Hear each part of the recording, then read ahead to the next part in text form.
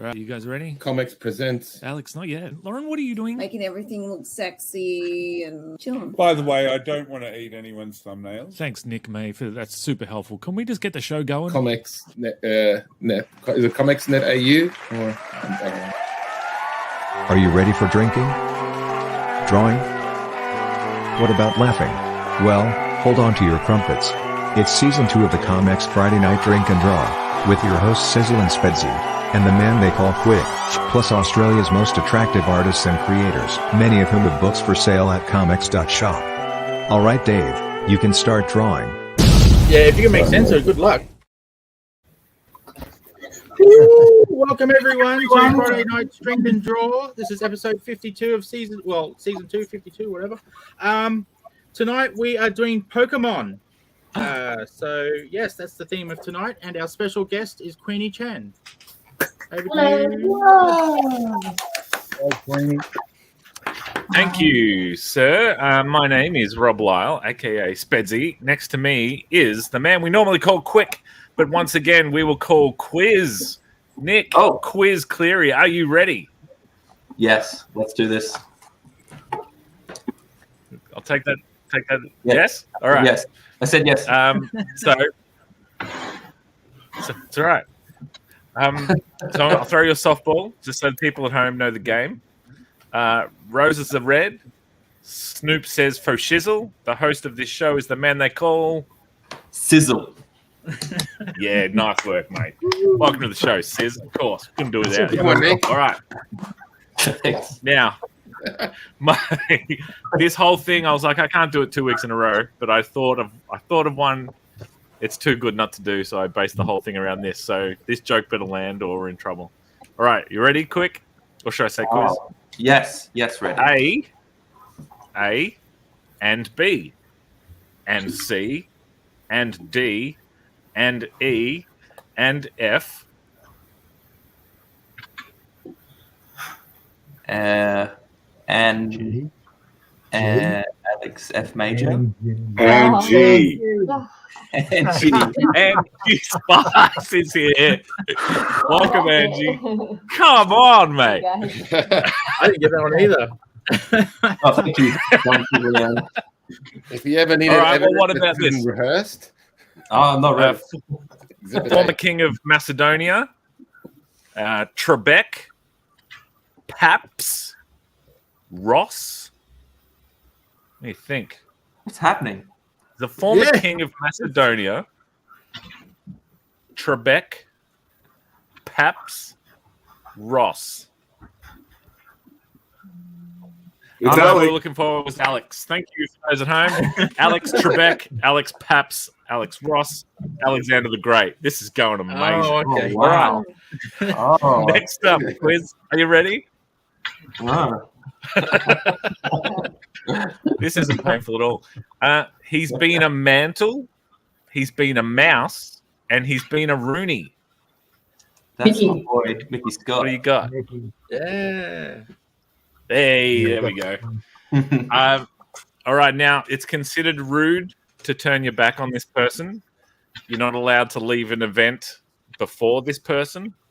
You only shake this person's hand if they offer it. Otherwise, don't touch this person. You must form a semicircle with the other guests to greet this person, and you must be empty-handed. Queenie. Yeah, Queenie. Yeah. She's a queen. Queenie Chan, yes. Run me through Is that your again. internet slow or just your brain, man?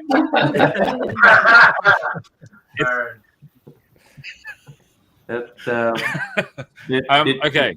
Well, speaking of here's a softball, right? We're speaking of the Queen. So Queen Elizabeth's firstborn son, Charles, he was married to who? I'm not going to pretend to know anything about it. Die. Princess Di. Oh, Dave sure. Di. Yeah, right. see, I would have got Diana, and I would have been I was at Diana, and I was like, Yeah, I Diana, had who's Diana. that? Good job there. All right. Love it. Love your work. Killing it. Yeah, well, we've got two more. So strap in. Flip of a coin now. Now, Nick. quiz. Yeah. When I'm organizing my desk, I have the work that I'm yet to do and the work that's completed. Now, the work that I'm yet to do goes in my do can. The work that I have completed goes in my Done can. There it is. Duncan Prenovicius is on the show. Welcome, Duncan. You're an infant. All right. Last but not least, she's an incredible artist whose work has appeared in the pages of Vamoose and the upcoming Satellites, and her name is Bryony May. And she has a dad. What's her dad's name? Nicholas Mayfield. There we go. And that was the last of these quiz intros, because 5 minutes That's and all we've 45 got seconds. for the show. That's all we've got for the show tonight. It's time to I go. finished That's an drawing.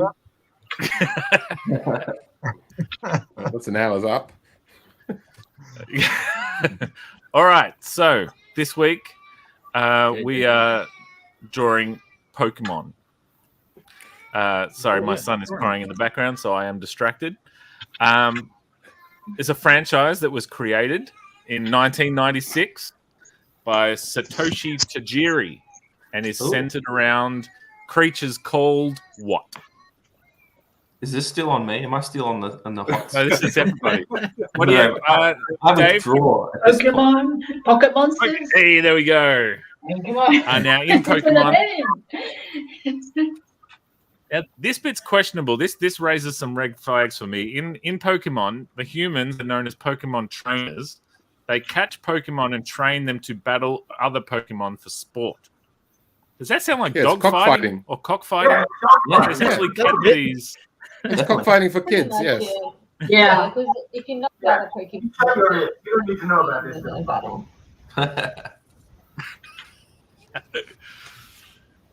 Now, Dave Dye, this is a question for you. The English slogan for the franchise is "Gotta blank them all." What do you got to do, Dave? You got to blank them all. Now, easy. It's a kids' show, family show. What? What are you talking about? Correct, Dave. You've got to catch them all. Is my internet not working? What's happening tonight? Catch or what?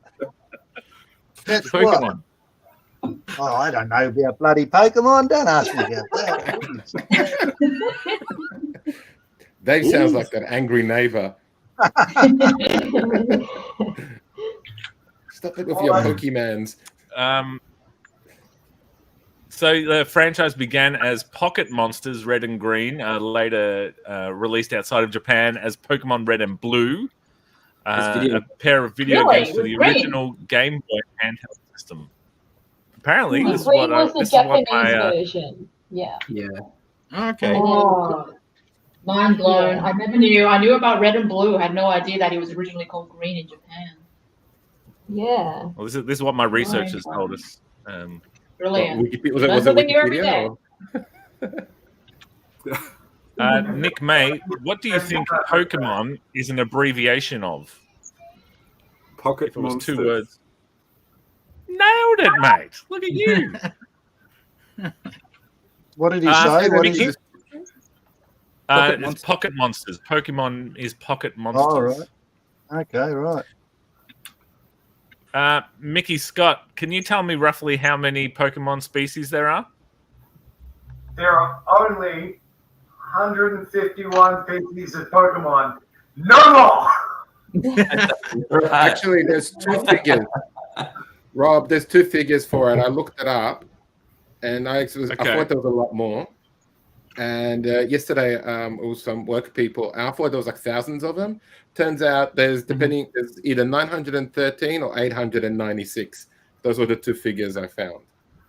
Why are those? I thought there was more. Nah, 150. It's just 150. That's it. I don't know. See, my interns told me that it was 905. Well, there you go. So my Google machine. More. Yeah, they keep making more. They come out with a new generation every couple of years, so that's like an extra, like 100 or something. It's getting completely out of hand, you know.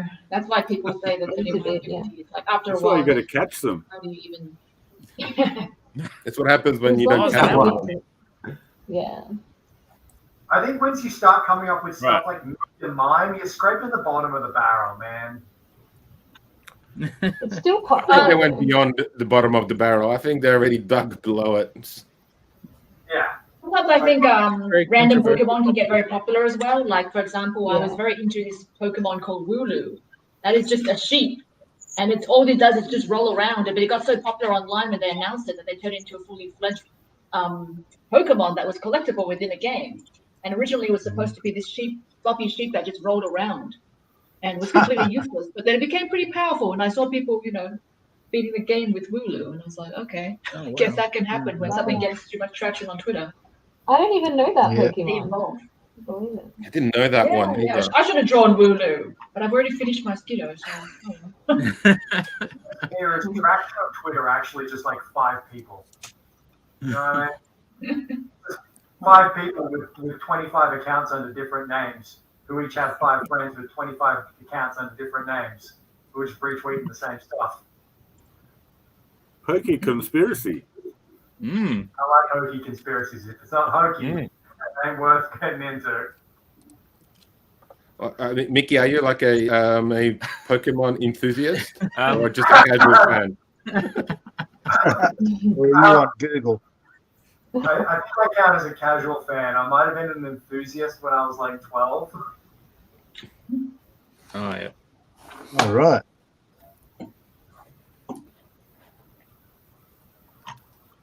What happened? All right. So, if I People told still you, now this is a Dave, can everybody hear me? Yeah. I'm not sure if I Yeah, am I not can hear joking. you. Is my Yeah. internet cutting out? Yeah. No, you look blurry, but Bit you're iffy. clear. So, yeah. Your voice is clear. Your face is blurry, if that makes sense. I reckon he's on a delay as well. And blurry face. I'll drop out. I'll come back. You dropped out now, so it's Nick's turn to That's right. get the show going. My Nick- experience with Pokemon was very challenging. It was love-hate all of the time. I can remember the game being cool, the show being terrible, hating the game. Parts of the show were cool. It's just you had to be into it if you wanted to have friends at school. That's what it was like. Oh, right. Oh, wow. wow. You couldn't ignore Pokemon. Remember, And it was an expensive hobby, having a Game Boy, the games you needed red and blue for some reason, even though they were the same. I'm totally disagreeing with you, Nick. Somebody has an opinion of a different kind. That's right. And you needed to collect the cards. I didn't do that one. It's a very expensive hobby. I didn't have a lot of money growing up, so love hating Pokemon all the time. You had no friends, mate.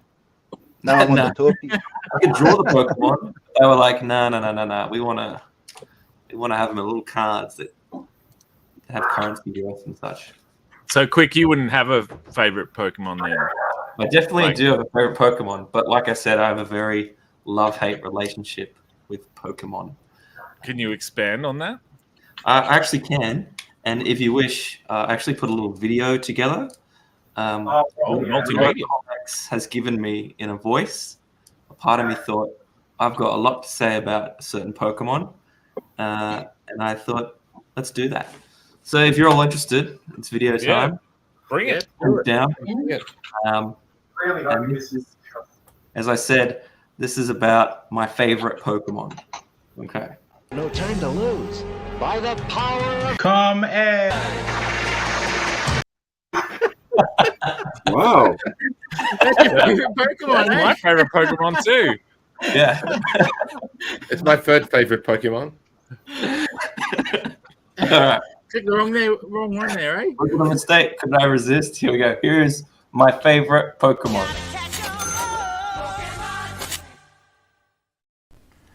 Geodude.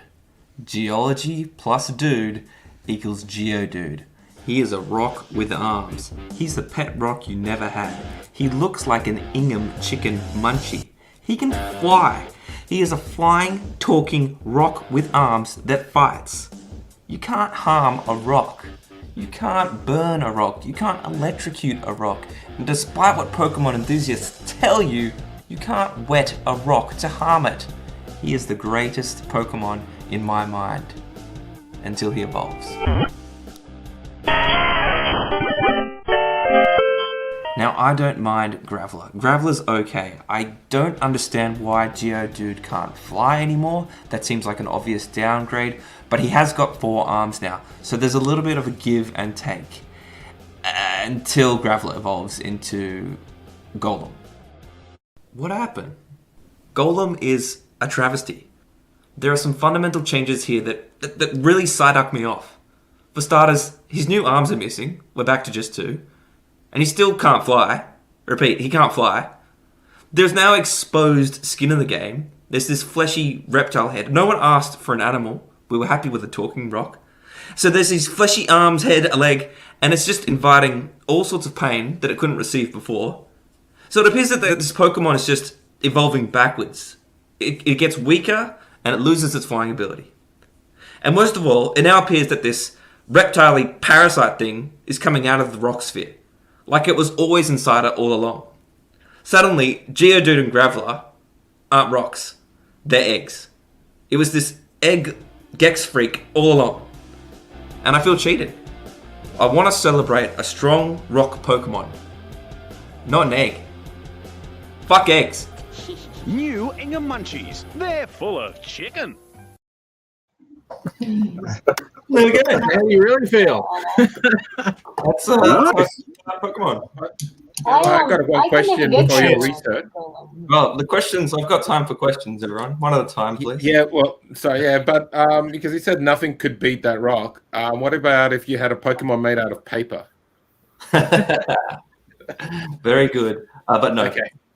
No worries. Okay, cool. All right, I Angie. just wanted to get a poorly landed joke out of the way. I was just gonna say, Golem's one of the Pokemon I always wanted to get, but I couldn't because I was playing Pokemon on the computer, so I couldn't trade him to get him.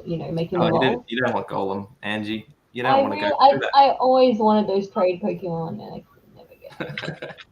You were playing on a computer. Yeah, because Was it on an emulator or? Yeah, on an emulator. That's how I started playing because we never had Game Boys or anything like that. So it was a cheaper hobby for us growing up. The name Geodude, doesn't that mean like he's like what are those, the rocks that you crack open and they got all those crystals inside or whatever? A geode. A geode, yeah. No, it comes from geology and dude. That's what I said in the video. So that's what we're going with. Ah, see, I wasn't watching.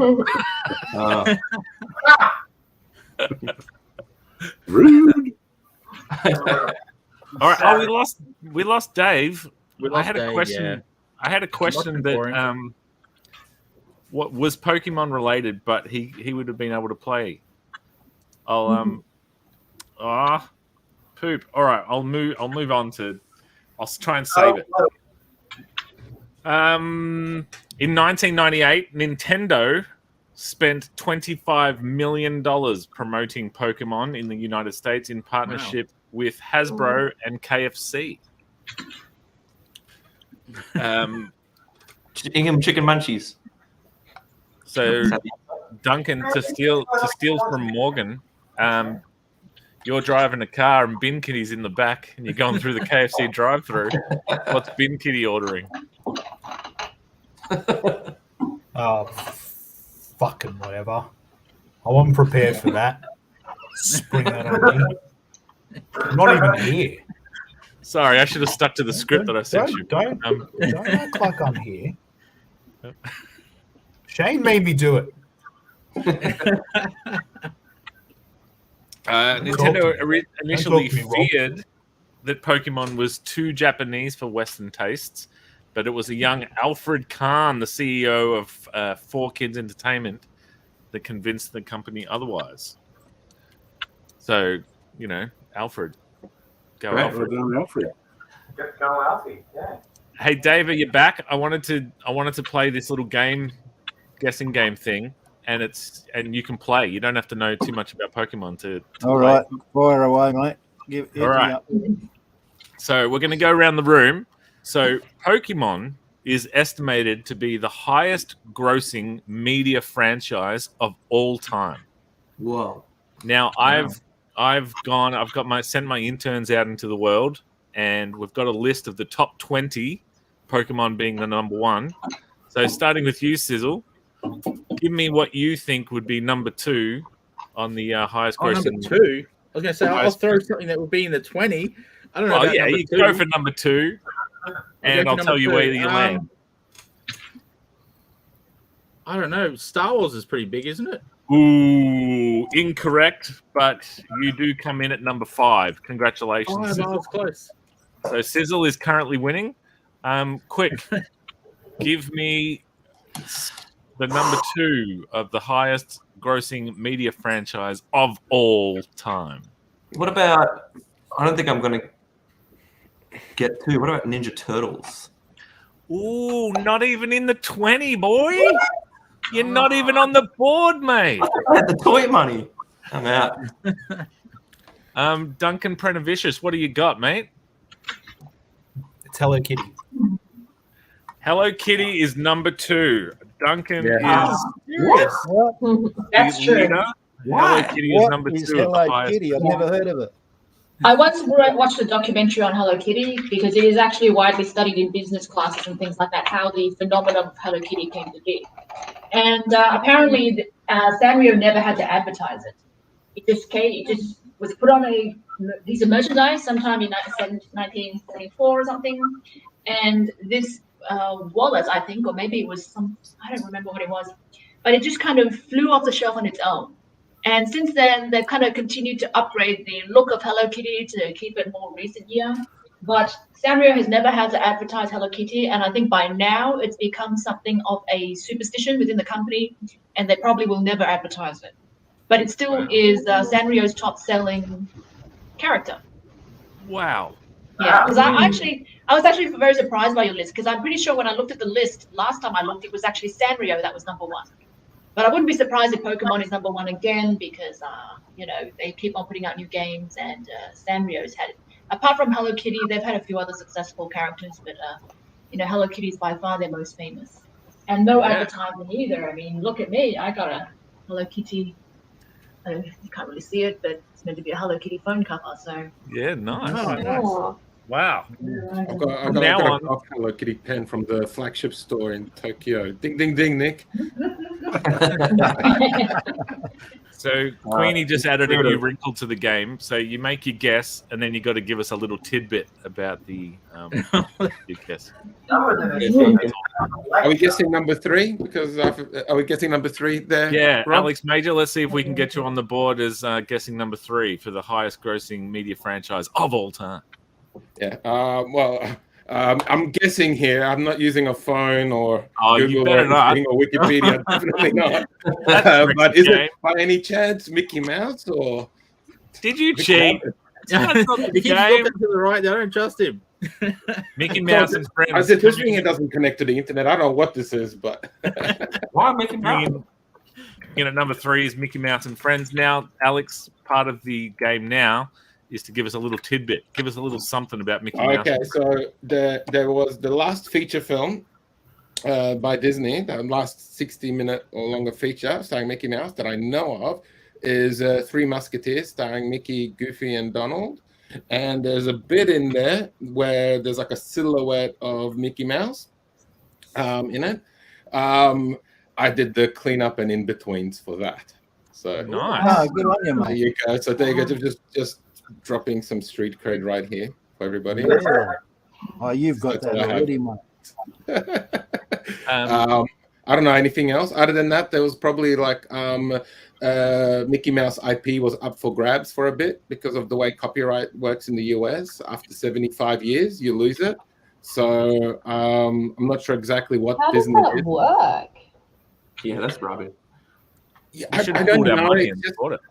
Yeah, I don't know what they did, but I'm sure some lawyer made money to get that one out. They always make money, mate. But I know that there was like a period of time where like they said, well, maybe Mickey Mouse will be, free for all, but not. would be good karma for Disney, since they just basically grab other other IP that's not held to anybody, and like Winnie the Pooh and Peter Pan, and they're like, yeah, we'll just grab these ideas and then make it ourselves. Yeah, but you know what? I just saw a really interesting piece of news the other day. Apparently, Winnie the Pooh, of the original Winnie the Pooh book, the one with the black version of Winnie the Pooh, is that's gone into public domain. So immediately somebody has made a horror movie. I saw it. Slasher horror starring a Winnie the Pooh that kind of looks a lot like Disney's Winnie the Pooh, only after having been melted or something. And it's like, you should all go look at the trailer on YouTube, because it is. I think it's basically Winnie the Pooh and Piglet going out to kill Eeyore. Yeah. Oh, wow. Now, Winnie the Pooh characters also are in it. They're all apparently happens. It's one of those exploitation horror movies where they go to some kind of sorority house, and kill all the women. I guess that kind of sexploitation movie. And so the killers wear these Winnie the Pooh masks and Piglet and all that. Oh, wow. So to me, this is like the perfect time to unfreeze Walt Disney. Nothing is sacred. My Disney or Mickey Mouse and Friends tidbit would be, just as a warning to people out there, if you try to dive headfirst into a pile of coins like Uncle Scrooge, you will break your neck. Did you try it? Good call. Did you try it, mate? Yeah, you've never seen Rob, where were you 3 years ago? Diving into coins. Nick May, let's try and get you on the board. What do you what's a pick of yours for the highest grossing media franchise of all time? The Fast and the Furious. Ooh, not in the top 20, friend. You're not on the board, mate. Not yet. But we'll get you there. We'll come back around. Do we hint? Because we did talk about it. Hey, Daz. Hey, Angie, what do you reckon? Oh, no, wait. Sorry, Nick, you have to give us a tidbit on the Fast and the Furious. I have not watched any of those movies, and as a media teacher, that is a stain on my reputation. Yeah, you're missing out. Spoiler alert, they're all about family. I've seen these memes. No, Tokyo Drift isn't, is it? Is Tokyo Drift about family? I don't know. It was just a joke. I watched one of them. I made the mistake of going to one of them, and all it was these two blokes racing around a car park for about an hour and a half. You sure you weren't just on YouTube, Dave, watching videos? No, this is He was in Western Sydney. Spoon engines, man. And he bought T66 turbos. Rightio. Angie, can we get you on the board for a what do you reckon is we're looking for number 4 on the highest grossing media franchise of all time? I wouldn't have a clue. I'll give you a hint. We talked about it already. Stop reading the list, Alex Major. Get off the internet, Alex. No. My game. I'm just Can helping. we talk about it tonight? Yes. Well, yeah, but like you can choose anything, like Happy Days, which would be wrong. There you go. Nick also gave you a hint. I don't know. Oh, you mean Winnie the Pooh? What? Winnie the Pooh, number 4. No, higher than Star Wars. You're good at this game, Star Wars, wow. So, Angie, I will put your name next to that, even though it was a bit of a cheat. But now, Angie, you owe us a little tidbit on Winnie the Pooh. I don't know anything about him. Can I tell you about Winnie the Pooh? I had the storybook in that, and there was Eeyore and all that. And then I don't know what they've done with him recently before the whole expiry thing of the IP. So, Well, see, I didn't know the IP had expired. Yeah. So you just dropped a tidbit. You nailed it. All right, quick, give us a Pooh tidbit. I hate Winnie the Pooh. I think. Have you got a video? I'm ready. Let's go. No, but I feel like that's a theme tonight. I just hate him. I hate that whole show. Everyone's depressing and sad. Winnie the Pooh is not a good protagonist. He's slow and dopey, and not particularly proactive. Nothing wrong with being slow and dopey. There is describing me. Big problem. And all his friends are depressed and weak and stupid. I like the tiger. That's about it. Tigger. It hits a sore point. Hits a sore point for Nick May because we used to call him Nick the Pooh. That's why. There you go. But that was for a slightly different reason. For those just tuning in, this show is all about positivity. You wouldn't know it from this episode. But I have a high standard for my cartoon characters. That's all. Sure. Who is your favorite cartoon character of all time? Oh, gee, I don't know. I'll just say we'll come back to. I'll just default to Superman. That's kind of a safe one for me. He's a guy. Superman. Who'd you say? Did you say he's a guy? He's the guy. He's the guy. He's the guy. Right. Mickey, we're looking for number 5, mate. The highest grossing media franchise of all time. What do you got? I don't know where they fall on the list, but I really feel like Marvel Studios has got to be up there somewhere. Ooh, it puts you on the board at number 9, the MCU, Marvel Cinematic Universe. Really? Wow. They don't count it separately. They're just like everything Spider-Man and X-Men under one roof. That's cheating. Well, no. Well, cheating is reading the list of the game that I'm playing, Alex. Right. You and me have 2 different ideas of cheating. And anyways, I'm helping other people out. I helped Angie get on the board. So.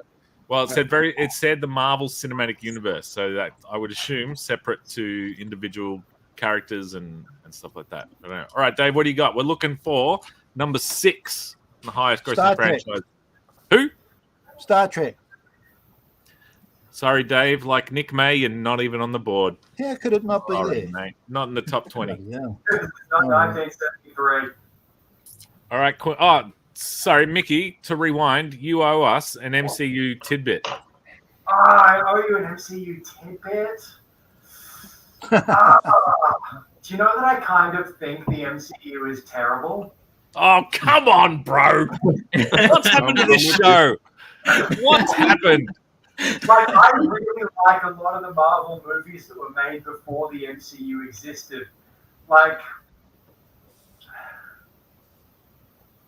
Sorry, not before it existed, but the movies that were made outside of the MCU. So, like, Deadpool was great.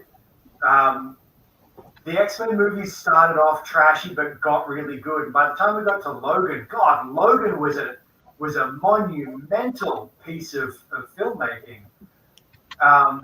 But to be honest with you, I really feel like the stuff made inside the MCU with Disney has just been flat. Really yeah, Mickey, I think your internet's cutting out, mate.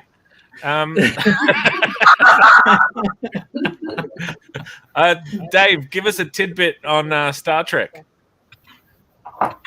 Oh, gee, I don't know. What do I know? Anything counts as a tidbit. It had what was his name? No one helped. Leonard Nimoy. Who was the star? Yeah, Leonard Nimoy. He was the Leonard Nimoy. Did you say? Did you say Lemon Nimoy? Nimoy, please. His brother's Leonard.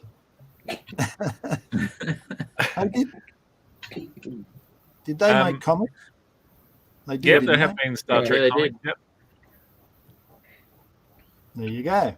Yeah, it's related to an X-Men crossover with Star Trek comic back in the day. Yeah. Set your phases to schnicked. Queenie, we're looking for number 6 in the highest grossing media franchise of all time. What do you got?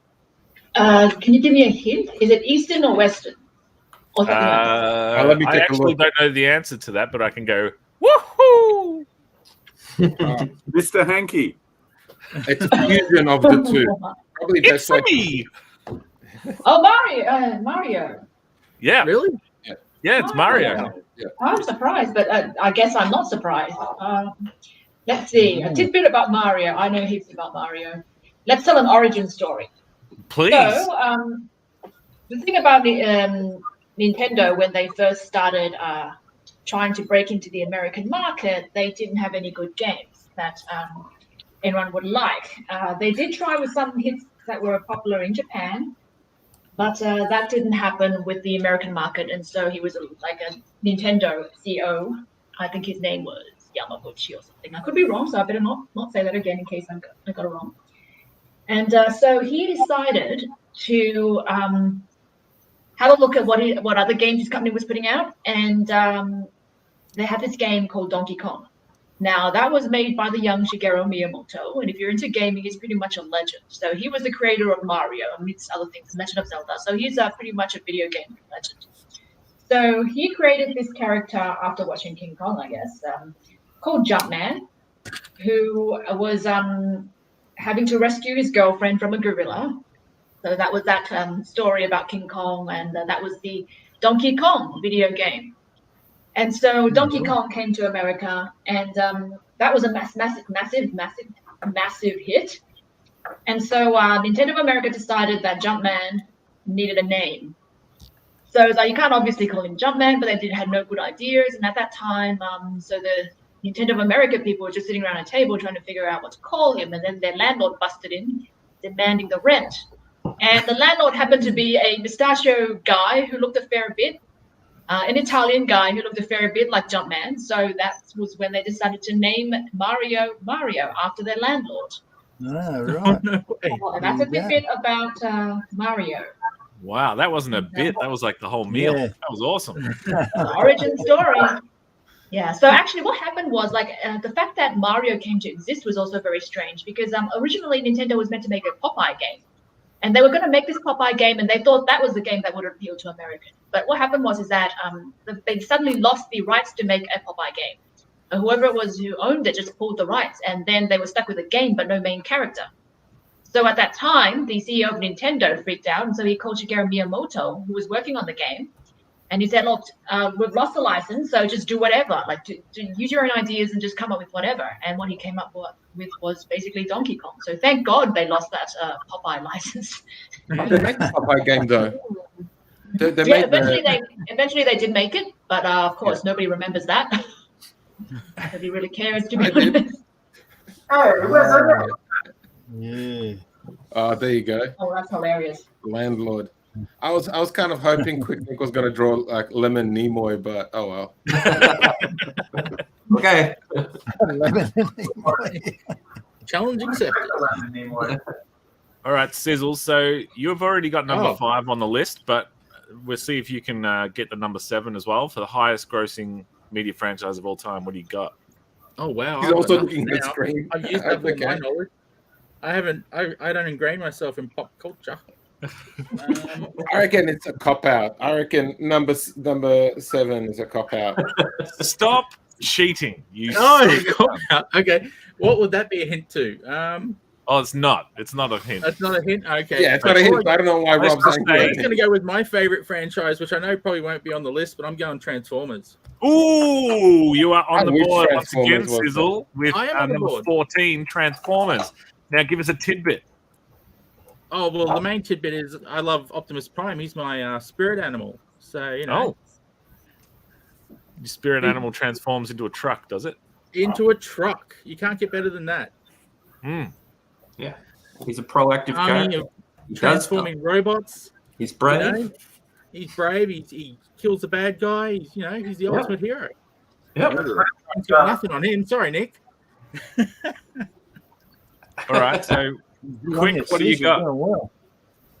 Give me. We're still looking for number 7, but we'll get you on the board and we'll see who's on the board the most times. So far, you're not even on there. On the board. Come on, quick. Oh, you're talking to me. Well, I want to say Batman before I even say DC Comics. Like Batman, go. Coming in at number 13 is the Dark Knight himself, Batman. Welcome to the board. Give us a tidbit. What do you got? Oh shit! Did you know that Batman was created by Bob Kane, but we don't really talk about Bob Kane anymore? There's this other guy called Bill Finger, and we like to think he actually did most of the heavy lifting. So you're like the old movies will say Batman created by Bob Kane, but the new movies will say Batman created by Bob Kane and Bill Finger. So there's a little bit of correcting we're trying to do for. So what happened there? So Bob Kane said, here's a guy, he's got Sorry, quick, you go. Sorry. No, I think you've got more than me, so you do it. It was basically a blonde-haired dude with bat wings on his back, and he swung around the city, and he was called Batman. And then they handed it to Bill Finger, who created Gotham, the Batmobile, the Batcave, Catwoman, Joker, Penguin, Riddler, and I think may have even put him in the cowl. I'm not sure about that one, but basically created everything around this blonde guy, thus creating most of what makes Batman interesting. I think there you go. Bob Nobody will know what number 9 is, though. I don't think anybody will even recognize it. Well, we've already done number 9. You cheater. That was Did the I? MCU, and Mickey got No, it. it's not. Oh, that was number 9. So number 8. Is it Stop. number 8? Look at the... I'm going to remove you from the show, sir. What are you doing? I'm not giving away the answers for the audience. For them, it's still a mystery. Lemon Nimoy. Lemon Nimoy. Where's Coming in his at pointy 15. ears? Is that a lemon? Where's his pointy ears, mate? And Lennon Lemoy. Lennon Lemoy. See, look, he's doing the peace thing and the Star Trek. Right. Well, you know what that is? That's actually increase the peace. That was something I came up with as a young boy. I was like, I like it. How about that? Increase the peace, and then I realized it was Star Trek. And Queenie, there's a message up there for you a second ago. Yeah. Oh yeah, I didn't see that. Sorry, I was too busy drawing my freaking Skiddo Pokemon. Thanks for hello, Chris. Thanks for saying you love my work. Danny says, "Hi Queenie, were you and the other judges involved in picking the ledger shortlist, or are you just selecting the award winners?" We actually did both. So just quickly to let people know what the ledger shortlist is that the Ledger Awards is the Australian Comic Arts Award. It's been around for quite a while. It was originally run by I think it was previously run by Tim McEwen, and was started by I don't remember who it was. Gary Challoner? Yes, Tim Gary McEwen? Challoner. Yes, it was originally started by him, and then he passed it on to Tim McEwen, and then because it's of the difficulty of running such awards in a country like Australia, let's face it, comic readership isn't huge here. Hopefully it's getting bigger, but so after Tim, he gave it to Bruce Mutar to run. And so Bruce has changed it to the Australian Comic Arts Awards. So I have told him that I hope he could keep the name Ledgers for continuity's sake. So this year I was one of 6 judges that was given something about 250 entries to read of Australian comics that were published in the year 2021. And so we actually pretty much agreed unanimously on who should get gold, silver, and bronze, and the rest all end up in the shortlist. And in the special awards, things like that. And so I read through something like 250 kinds of entries in about 4 months, and the standard was very high. Of course, there was a lot of crap as well, as there is every year. But there was a lot of good stuff, and we all the judges all voted on what they think should have been, the top ones. And then, for me, I made an A list and a B list. So the A list were the ones that I think are definitely award winning. The B list was the ones that I thought were good and worth reading. So after a while, we all got together, and thanks to Bruce and everyone else who worked on the project, they kind of compiled a list of all the books that everyone thought was A list as well. And so we had a big, long online argument about who should be winning first, second, third, fourth. Discussion. Yeah. It went on for quite a while, but I think everyone agreed on the end. So that was how we picked who gets the gold, silver, and bronze prize, and everyone else who didn't make the cut ended up in the short list, I think. Yeah. We also had a kind of a longer list of the ones that we all thought were good but didn't manage to make the gold, etc. awards. They ended up on the short list, along with all the B list stuff that I kind of recommended, and everybody else pretty much had more or less the same list as well. All right. People generally agreed with everything that was listed. Once again, the Devil's Toilet has been horribly snubbed by the Academy. Now, I understand that Nick May campaigned hard to get Vamoose on the list, and I believe maybe the judges probably had trouble deciding between the Devil's Toilet and Vamoose, so it was just safer to keep all of our books off the shortlist. I believe that's yeah, correct. that's absolutely what happened. We argued for 5 hours about it. In the end, which is we had to say we had to stop this. Yeah, we had to stop good. it. It was descending into the 18th circle of hell. So we were just like, let's just get rid of all of that and just deal with these other ones that we don't argue as much about. So that's what basically. Well, I think now is a good time to chat further to Queenie, being her first time on the show.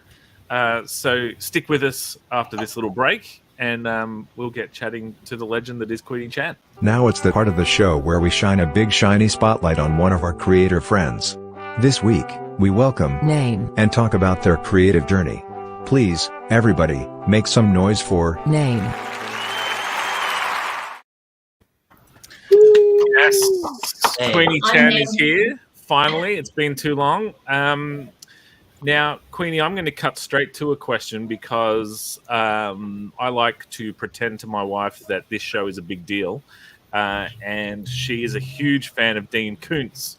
And so I said, well, you know how Drink and Draw is such a big deal? Well, we just snagged the artist who worked on the graphic novel adaptation of Odd Thomas. Can you tell us a little something about how you came to be working with Dean Koontz? Okay, so that was right after I finished my series. My first published series was The Dreaming, and glad I brought my books here. So that was The Dreaming, and it was originally in 3 books. This is the collected edition that came out about 2010. So I finished the three book series in about 2007 or 8. I think it was 2008.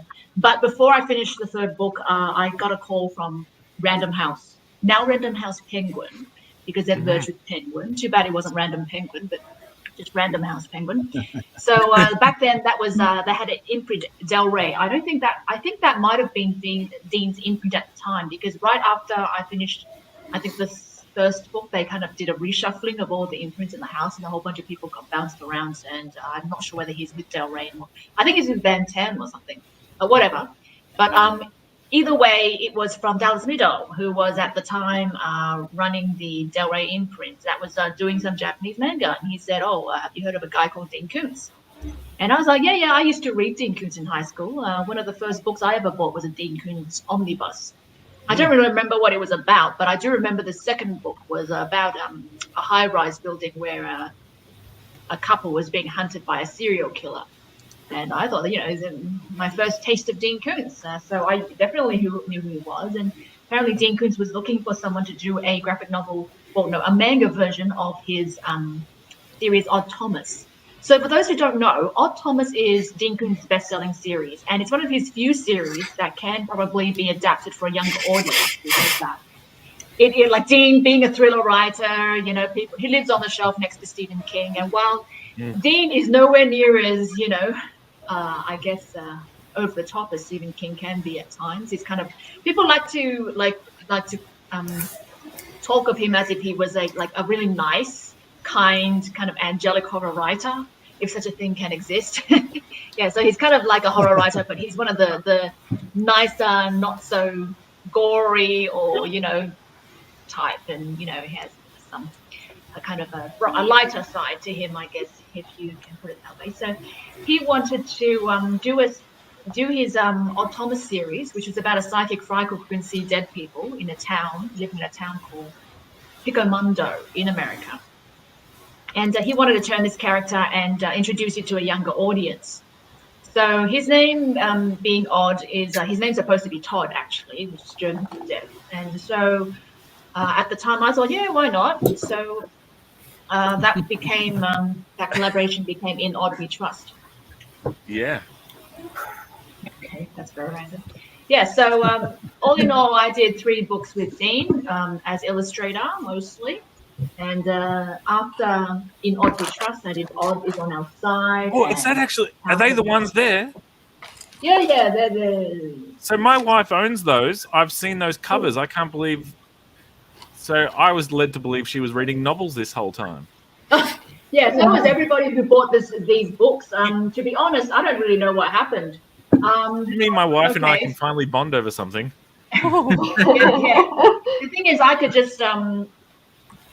probably it's safe to say it now, so many years later, that originally I was asked to draw the covers because they are meant to be aimed at children. Because that was Dean's, like I did meet him at San Diego Comic Con in 2008, and he was really, really nice guy. Dean was always very pleasant to work with, and he was never a diva or difficult or anything like that. So I really have a lot of respect for him as someone to work under, and of course he had an idea of how he wanted to do things. But the thing about the covers was that, and the purpose of the project was that Dean was very clear when he spoke to me, was that he had wanted to reach a younger audience. So I was fully expecting, you know, a middle grade, 9 to 12, or maybe teenage audience. And I was expecting to do the cover for the series. And for God knows what reason, halfway or near the end of the first book, In Odd We Trust, I was starting to ask him about what you want on the cover, and, you know, ask Dean about it, because obviously he has the final say on everything. I send all the pages for him to approve after I've done all of them. And so didn't hear from them for a while, and then boom, one day they just sent me this cover. And he was like, hey, Queenie, in the email, this is the cover that we have for In Odd We Trust. Isn't that fantastic? And I was like, okay, I could see what I'm supposed to say here. I'm supposed to say, yeah, it's fantastic. So that's pretty much what I said. It was like, yeah, it was like, this is not what I expected, you know, that this whole process. Well, surely they want your art. I'm sorry, Queenie. Surely they want your art on the front cover if you've drawn the illustrated everything. Like, it doesn't make sense. Yeah, but that's not the point of this. You see, Dean makes a lot of money for Random House. My editor, Betsy, who was a very nice editor, but she was clearly afraid of him. And what, you know, what of pissing him off, like doing or saying something. Like I really doubt that she's capable of doing something like that. And after having met Dean, I can't imagine him getting pissed off at someone for something like this, or over anything at all related to creating a book. But my understanding is that Dean makes a lot of money for the publishing house, and they want to maximize that in any way that they can. So by putting out a cover like this, they may be trying to get Dean's regular readers into picking this up, you know, thinking that it's a regular book. And that has happened with a lot of the reviews on all of these books, actually, in that there's like every second review on Amazon is basically someone picking up this book and saying, this is a graphic novel or a comic, and this is not what I wanted, you know, this sucks, blah, blah, blah. Like every second review is like that. It's like, well, you know, the book sold a lot. You know, it's I think years ago it went into fifth, like I think 1 or 2 years like after the books came out, and went into 5th or 6th printing. At least back in when Amazon's like all the profile pages was a hot mess, and you know, I had like multiple versions of In Odd We Trust and House of Odd and all those Odd Thomas books, and because I had many editions of them. You know, library editions and international editions and so on and so forth. So at least they made a lot of money for the company. But as the lowly illustrator, after about 3 books, I was like, okay, I think I am kind of done with this, and I want to do my own stuff. So that was my story with working with Dean. It was an interesting experience. I was paid pretty well, I guess, for the times. But I think the real problem was that the first book came out in 2008, and that was the global financial crisis. And manga took a big hit at that time, as did many publishing houses. And I think things have kind of recovered since then. Obviously, comics as a category is doing very well right now, but back then that wasn't really the case. It took like comics as a bookstore category took a big hit. And so that probably factored into some of the decisions for making the cover look the way that it did. Plus, you know, company moving on to other things since then. And I think Del Rey, they're kind of a distributor for Kodansha Comics now. So eventually, because Del Rey was pretty much publishing Japanese comics in English, eventually Kodansha and them made some kind of deal. And I think Del Rey pretty much is a distributor for Kodansha now or something. Yeah. Yeah, I don't want, you were saying you got a call from Random House. I don't want to brag, but I get calls from Random Houses all the time. Wrong numbers and whatever, but yeah. Queenie, I think we all do. Queenie, you got to put up with Rob's sick jokes all through the night. Sorry about that. We should have warned you. Sorry. We do apologize. I think by now we all know what to expect, so it's okay, Rob. Yeah. Carry on. So can you take us back? So you were born in Hong Kong and came over to Australia when you were 6, and then were you already loving comics before you arrived in Australia, or did you discover them here, or manga, and all that sort of stuff? And how did you just find yourself drawing and turning them into sequential stories?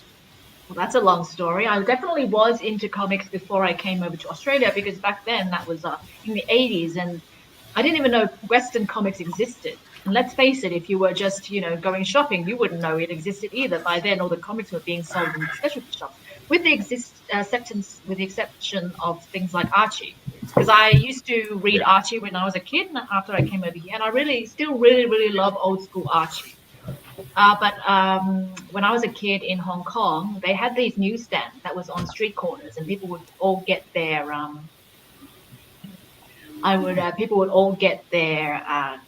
news and magazines from those newsstands. And at that point in time, there wasn't any official translations of Japanese manga, but they were fairly popular. Like Hong Kong had a fair amount of Japanese anime on TV, particularly for kids. And so people pirated a lot of these Japanese manga and published them on really cheap newsprint and just sold them for very little money on the street corners. And my parents, just bought stuff for me because I wanted it. I'm not even sure I understood what I was reading, because I was so young. But Doraemon, which is a story about aimed at children, which is a very good children's comic, I have to say. Doraemon. It's probably way more popular in East Asia or Southeast Asia. It's actually very popular all throughout Southeast Asia compared to the West. But Doraemon is a story about a robot cat who comes from the future to help a boy, be not such a failure at life, I guess. So that was one of the comics that I read, and I still love Doraemon. It's a great comic for all ages. Doraemon. So another was Urusei Yatsura by Rumiko Takahashi. So that was very popular at the time. It's about an alien girl who falls in love with an Earthling guy. So it's a comedy action series with a lot of zany humor in it. So that was another one that I had. And I think that was about it. I think I had a few more, but my understanding was that I really liked reading these stuff, even though I was too young to really understand what's going on. And I guess, hey, here we go. We've got Doraemon. Nice. That's what Doraemon looks like. Yeah, it's a great story with some real good, subtle moral lessons for children, I think, and for adults as well. Yeah, so it's really simple art as well. Like, I think recently the second creator of it died as well. So Doraemon was created by two guys, Fujiko and Fujio. Like, the creator of Doraemon is said to be Fujio Fujiko or something like that, but they're two different people. And I think the second creator died as well recently, which was very sad. But, yeah, there were some great writer-artist team. Yeah, so back to where I was. So after that, there was really no way for me to get manga in Australia, except when I went back to Hong Kong. But I discovered Chinatown soon after, and they sold weekly pirated comics, more Japanese comics, but they sold it in a collected magazine like they do in Japan with Shonen Jump and stuff. So they would collect weekly stories that were, published chapter by chapter, and the Hong Kongers would just do their own pirated edition of that kind of stuff and just sell stuff like that on in Hong Kong as well, and Chinatown over here had that. So that's where all my pocket money went. All this time when I was reading a lot of these different kinds of manga, it never occurred to me to start drawing myself. And because I just like to read, I had these stories in my head, but it never really occurred to me that I would become a writer or artist or anything like that. Probably because typical Asian family just discouraged the arts or any kind of interest in the arts. And I was really good at school in an academic sense. Well, again, stereotypical Asian. So it never occurred to me that I would even go into the arts. But what happened is that I guess I started drawing when I was 18 out of sheer boredom. I remember the exact moment. I was reading a manga called Rurouni Kenshin. So it was about a wandering samurai in Meiji, Japan. And I don't know what it was about that particular volume number 17, that made me think, hey, I could do this. I think everyone who reads comics at some point in time will get that moment, even if it's a momentary flash of inspiration where, hey, I could do this. And for a lot of people, I think it just comes and goes and nothing comes of it. But in my case, I really sat down and tried to draw my own version of what was going on in Rurouni Kenshin, book number 17. So that is still sitting in my drawer somewhere. It's a pretty crap art, but I guess at some point in time, I kind of looked at what I did, a few pages of it, and I thought, hey, I can actually draw comics. I'm not as bad as I thought I would be, even though up until that point in time, I never really drew much and only really drew for school projects. But after that, I started drawing a bit more regularly. And when I went into university, I was doing a degree in information systems, which I really didn't enjoy. I really had a difficult time in university, just adjusting to how different it is from regular high school. So I just used to draw as an escape, you know. So that was when I started drawing my own stories. And because I was in information systems, it was natural for me to be on the internet 24/7. But the internet kind of rolled in 1997. In my last year of high school, because back in those days, I guess as a computer kind of student, a computing studies student in high school, it was normal that you would be on the cutting edge of technology. So in high school, people had this internet thing in the library, and of course, back in 1997, nobody really knew what the internet was. And I kind of learned through my friends is like, this is how you use it. This is you go on the World Wide Web, and it's like what is this amazing thing? Back in 1997, like 50% of the internet was literally anime and manga. I mean, it still is actually. But back then, there was hardly anyone on the internet, and a lot of the people who were on the internet were actually anime and manga fans. And so that in my mind, the world of anime and manga and the internet and what I was drawing manga kind of merged together in my mind. So in my memories, it is pretty much what my earliest times when it came to drawing my own stories was about. It was just basically going on the internet and going online. And so I started putting my work up online. Too true. And I started putting my work up online and sharing it with other people. And that's how eventually I got picked up by Tokyo Pop, mostly because I submitted to them. But that's another story. So you could tell one of your dirty jokes. Oh, no. No, so there's a lot of ground to cover. But we're going to get to our art part of the show. But just if you can, tell us about this awesome series. The artwork's incredible, and it's sort of one of those things that as soon as my daughter can read more than a couple of words, she'll have to get onto, because it's awesome. Can you tell us about a little something I'm also about? putting it just there's more to it than just two issues. I've got it here as well. Sorry. Hey. First, I better answer Chris Wood's question. He said, "Great insight. Did you have an idea already as to what yourself wanted to do for the cover?" I assume he's talking about In Odd We Trust. Actually, I did. I had the idea of something that is really bright and colorful, and I wanted to show something that is hopeful.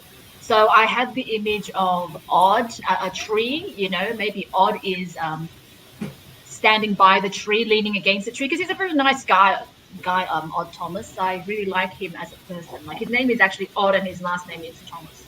Yeah, his name's supposed to be Todd, but someone screwed up his birth certificate, I guess, or at least that's how I remember how it went. And so he could see dead people, so I was, the story, the ghost of the little boy in that book was supposed to be sitting in that tree, so it was like supposed to be from a low angle kind of shot. So you're looking up and he is leaning against a tree and looking up at a little boy. And that was supposed to be what the cover looked like, the little ghost spirit in that first book. But that never happened, so whatever, really. Yeah. Oh, anyway. And then, the women who were kings. Yeah, the women who were kings. This is a series that I'm currently working on, but I've had to put it on hold because I'm doing a PhD. Right now at Macquarie University, and that's kind of sucking away all my free time. But this is a 3-book, so far, it's a 3-book series with, that's about a biography of history's greatest queens. So the first one is Hatshepsut. So she's Egypt's greatest pharaoh. The second one is Wu Zetian, which was also done for a master's degree at Macquarie University, the one that led me to doing my PhD now. So she's China's only female emperor.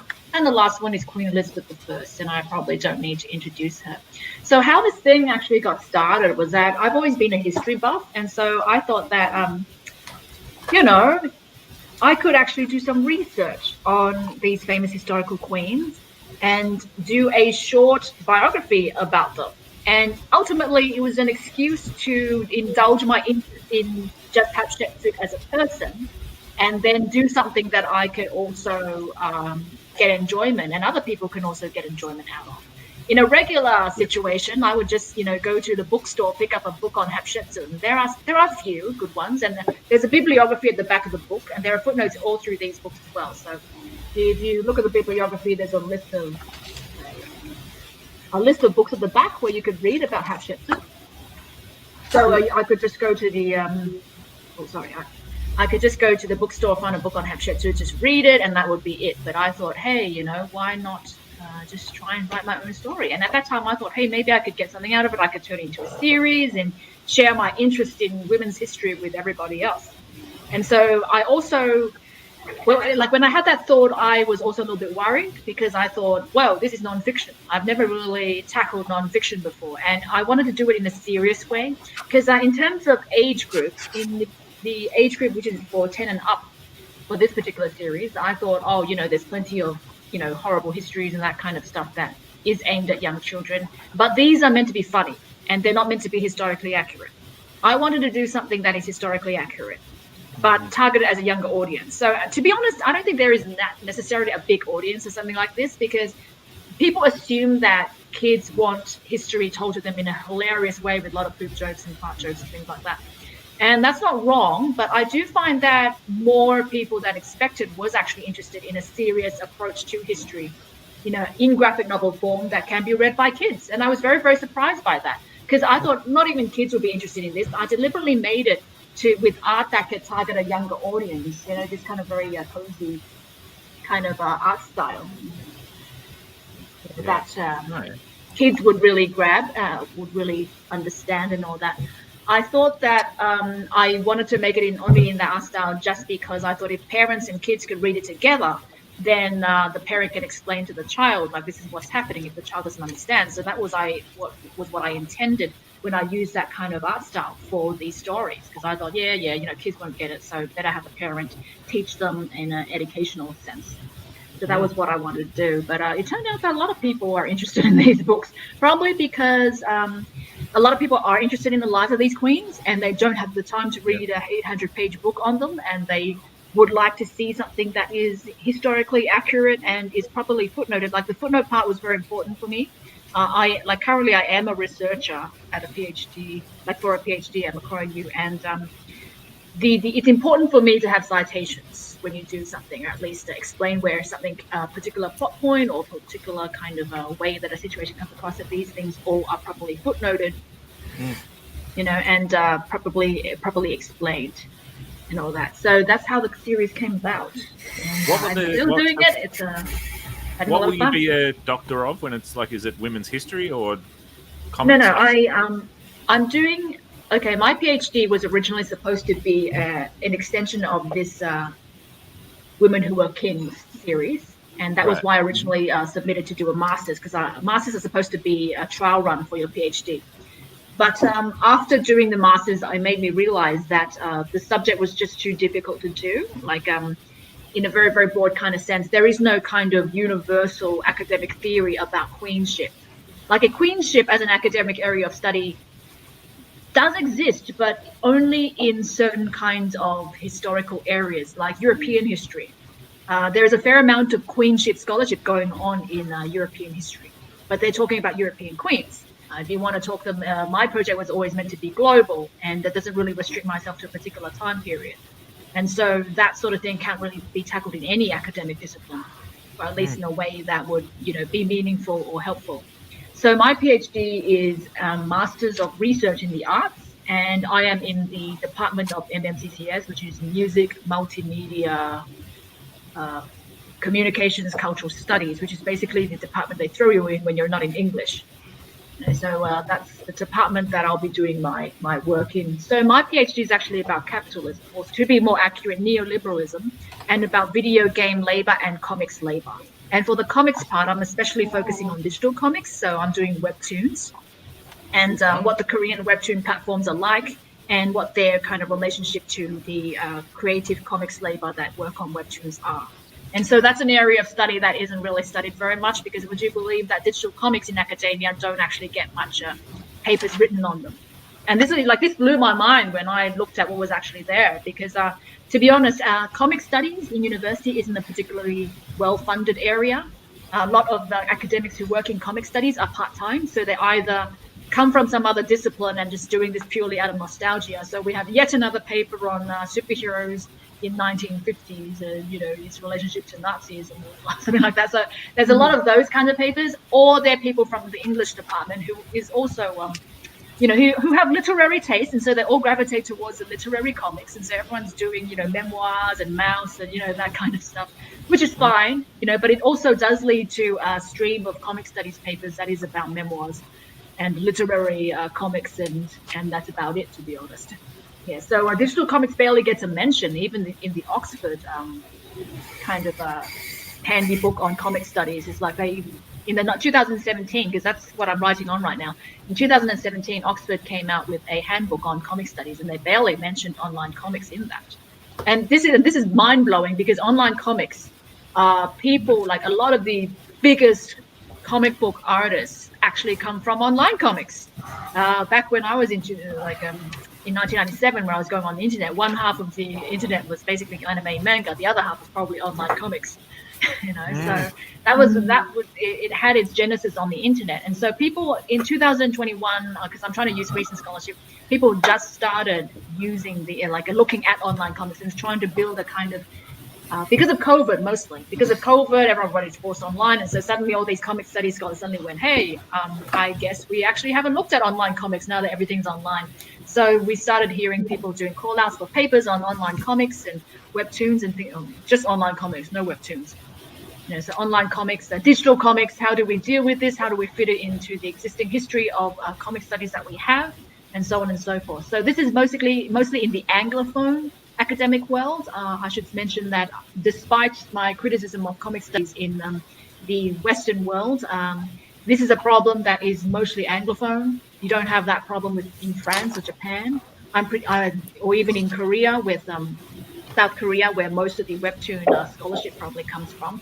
The trouble with these countries is that because they've had such a big, long history of comic book culture, especially in France, where they consider it comics to be the ninth art, is like certainly academics and art critics take comics very seriously in France, and so they have actually a long tradition of scholarship in comic studies. But unfortunately, that's all in French, and none of it's being translated. And when it does get translated, there's a lot of issues with lost in translation stuff, and a lot of American or Anglophone academics criticizing the French academics and saying, this is not how we do things here, and yada yada.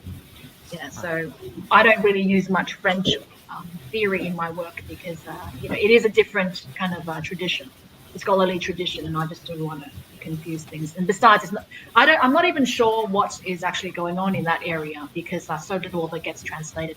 Japan obviously has a lot of comic study stuff about manga.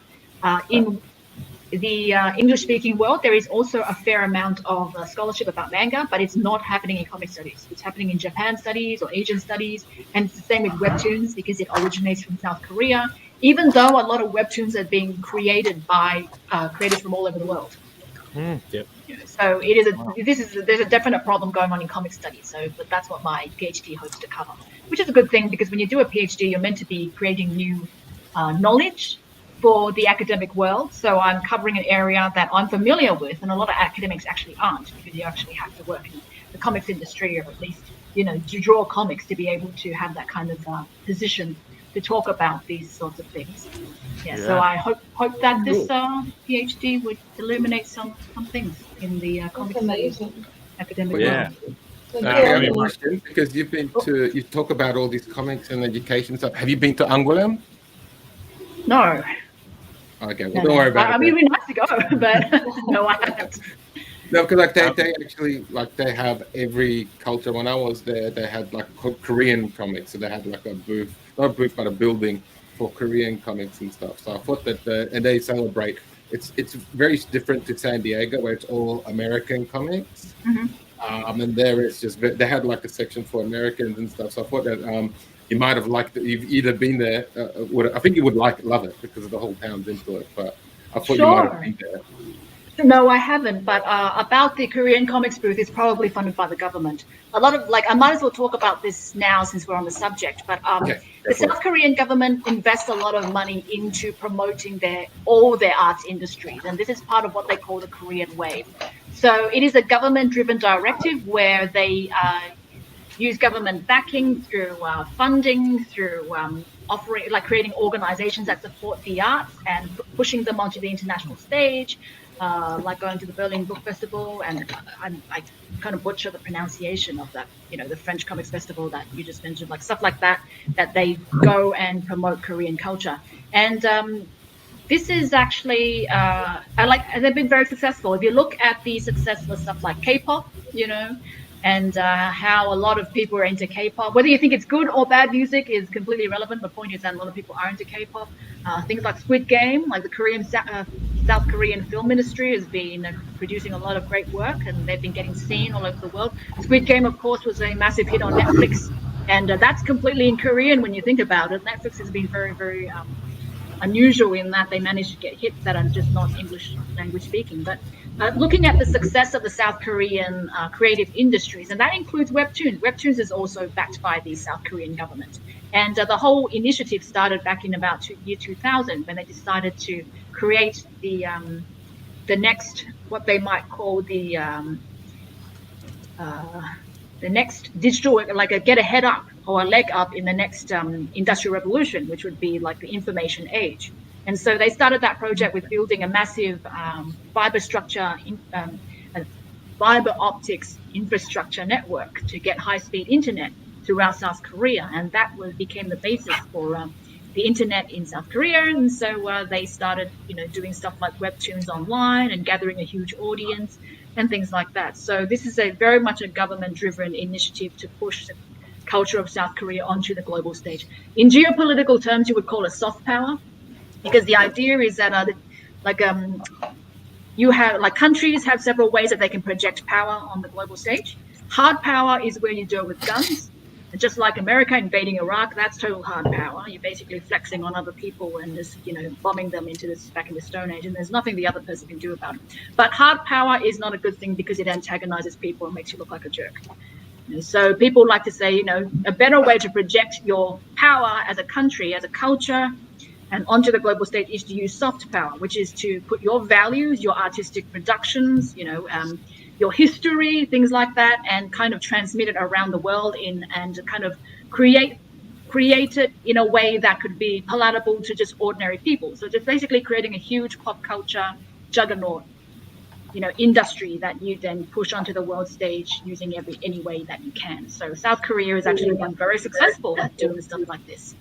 Yeah, so when you think about what the Australian government is not doing when it comes to the arts, it's kind of annoys the bejesus out of me, because you can look at Japan and look at their culture industries, the anime manga industry, and how incredibly successful it is and how global it is and how the Japanese publishers don't have to do anything. They just put it out there and people just flock to them.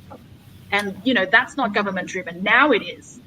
Japan's government now supports it, but they didn't have to. Back in the days of Astro Boy, nobody was pushing Astro Boy onto American, TV executives. They just came to Tokyo, saw it, thought it was marketable, and that was that. And that was how the Japanese industry operated for a long time. They just did nothing, and then people found their work, and it became a thing.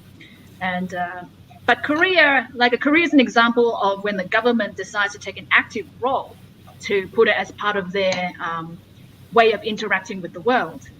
And so it just shows you that if a government decides to actually throw real weight and money behind something, they could actually be very, very successful. And so it just calls into question Australia's decision to just roll the arts department into the, the roads and traffic or whatever, the transport department or something like that. So I always think that it's such a huge pity when you think about Australian culture and how dominant it was actually in the 80s and 90s. Like there was a lot of great Australian movies made during that era that was world famous. And it's like, what do we have now? And the government doesn't really seem to care. So I have a question. Hong Kong ComX. Alex?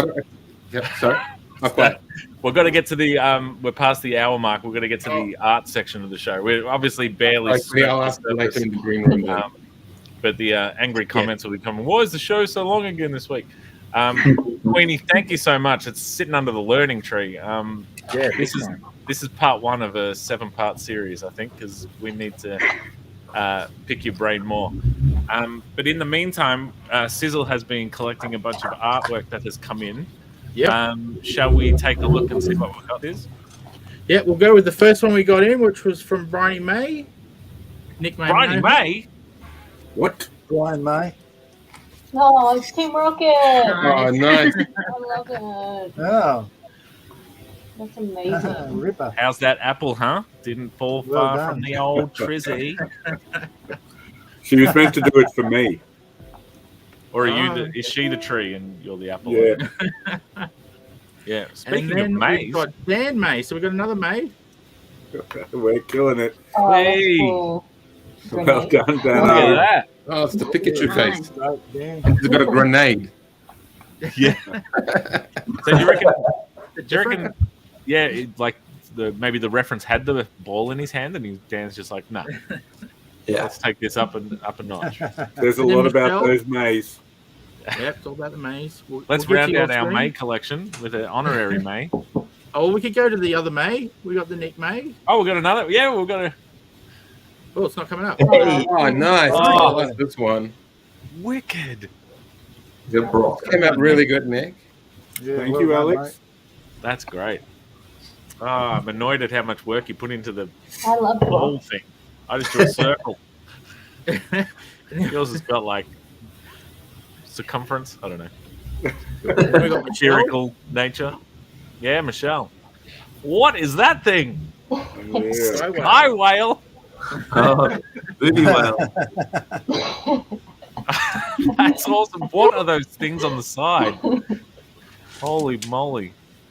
Are they boobs with? Is that what? Or are they feathers? Oh, well. Who knows? I guess. Yeah. I know what that is. Wow. Well, it's hideously beautiful, Michelle. You nailed it. It is so beautiful, yes. Mm. Sped, do you want yours? Hey! Yeah, it's in that order, so let's go. Oh. Brilliant, Rob. Ooh, buggy shirt. Yeah, mate.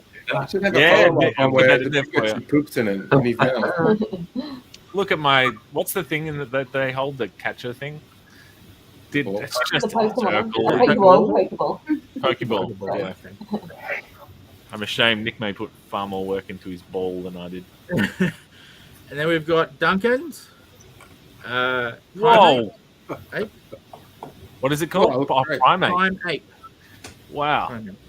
I can't see Has he it. got 4 legs or 2 of those arms? Is this a Big real ass guy? arms. It's a Yes, Pokemon. It's got big arms. That's rad. Wow. That is amazing. Yeti dunk. There he is. Well done, mate. Yeah. Really good. Love the grain on him too. And someone uploaded. Was that you, Nick? Yeah, this is the Sky Whale reference for people who aren't quite. Yeah, please. So go for it. I'll leave it to you, Nick. Oh, okay. I'll click the button. So this is All right. Oh, Oh, that you may have seen. well, my feathers or boobs question has been answered, I think.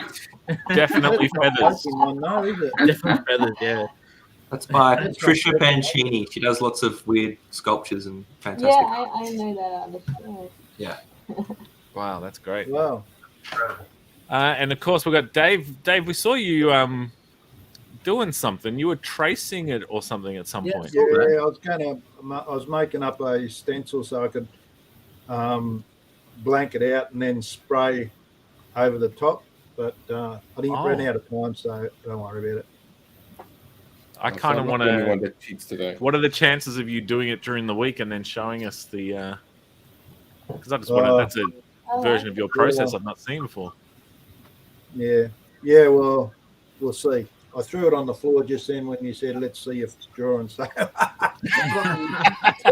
And then rolled your chair over it. yeah, probably when I get up there. So that mightn't be going to happen. Mickey, I do not Bring out make your you comfort get up, zone. but have you drawn? Apologize too. You see the puppy, right? Yeah, we have that rule too. If the puppy's sitting on you, then everyone else has to do the stuff for you. You don't let it move. Yeah. Have you? Did you go traditional today or digital? All the tradition. I went to a traditional. My pencil was HB. That's, oh my god! And we get to see you. We get to see your pajama pants too. Oh, man. All right. In honor of drink and draw, I did a few little guys. Having a good drink. Yeah. Drunk Pokemons. I love it. Drinking, I love it. You guys are. It's kind of bad enough. That's awesome. That's great.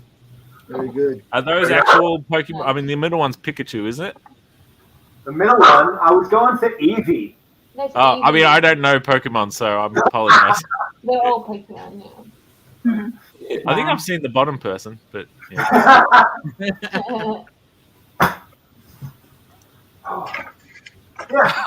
Let's take poor guy off the screen so he can get back in bed.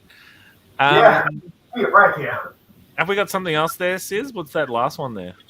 Yeah, these just came in. We've got. Oh, hang on. I've also got to upload one, but I'll put this up while I'm uploading. This is from Danger Gene. Yeah, Oh, wow. nice. Hey, platypus, good one. Yeah, that's wicked. Psyduck. But yeah, if you could look at it I like the hairy elbows Pikachu has. A little fluffy, extra fluff on there. more bones. They're too cute. Who's capturing these and making them fight? Just like they're cute. Just let them hang out. No way. No way. And we've got some more May action. Lulu. Are you serious? Amazing. Awesome, Lulu. Amazing. Get it? Amazing, yes. Wait, so Goodbye. 1, 2, 3. That's 4. my youngest daughter, Dave. Lulu. Wow. How old is she? 15. Wacko, that's brilliant. We got 4.5 Mays on the show tonight. Look at us. What's Ronan doing? Let's get him on next week. Nah. So, Angie, you go traditional, or am I looking for an Yeah, email? I've done traditional tonight. Okay, cool. I'll bring you up if you want. Oh yeah, sure. Oh, very Wow, good. nice. I started a bit beautiful. earlier so I could render it, but that's Flareon. That's a fire type Pokemon that evolves from Eevee that you just saw. oh, wow. That's so cool. What have you? That's not your Derwents. Is that paint? Yeah. Is that Well, watercolor? That's when I spent a bit more time. Yeah. But they're the extra vibrant ones, so you can add a lot of layers as well. Yeah, but it always looks better on the camera because it's kind of blurred. So Right. Well, it looks amazing. So you can't really see the lines so much. Yeah, it looks more painted than. Yeah, very nice. It's Flareon. that's amazing. What'd you do that on? What sort of paper is that, Ange? That's just the Canon. But it's really the pencils that the chrome Derwents that allow you to do that. Did you put much water on there? No water. It's just these. It's just a Derwent. Oh, chrome right. flow. So you But they're really vibrant, so you can get some really nice results with them. Yeah. Wow, Very nice. that's really cool. Queenie, did you have a chance to draw, or were we? Yeah. Just before the interview started, I drew a Skiddo. Aww. Oh, Nice. Can't really see them. Printed it out? Yeah, because I couldn't share screen earlier, so I was like, oh, yeah. Oh, That's That great. looks so pretty. Yeah, so that was Wow. just something I drew before the interview started. Just quickly, I think somebody asked the question whether they could get the Queen's books international, and it's like, yeah, it's available in all online bookstores. Amazon has it. Yeah, it's only available in print though, but that's not really harmed its sales, I guess. So, yeah, you can only get it in print, unfortunately. Yeah, but you can buy it from anywhere, get it sent anywhere in the world. Speaking of in print, can I just show you guys a couple of things? Picked this up this week. Friend of the show, Tad, with some Dark Nebula action. Oh yeah. Signed, sealed, delivered. I'm very slowly building my collection. Courier 2 in the house. Yay! Finally. With the signature. New cover. Nice. Did I sign Yes, just there. that? Oh wow. Ta-da! Cool. Oh yeah. And then friend of the show, Lauren Marshall dropped this week. Oh yeah. Oh yeah. That's incredible, that cover.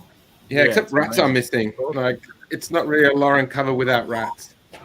Yeah. Yeah. Well, it's got an ape in there, a gorilla type thing going on. Yeah. All right, I'll let yeah, her know. available in news agencies now. Knows how I feel. Yeah, cool. And then I had, while I was there, there was a oh man, why can't I think of his name? Glenn Lumpson cover that I had to grab. Oh, awesome.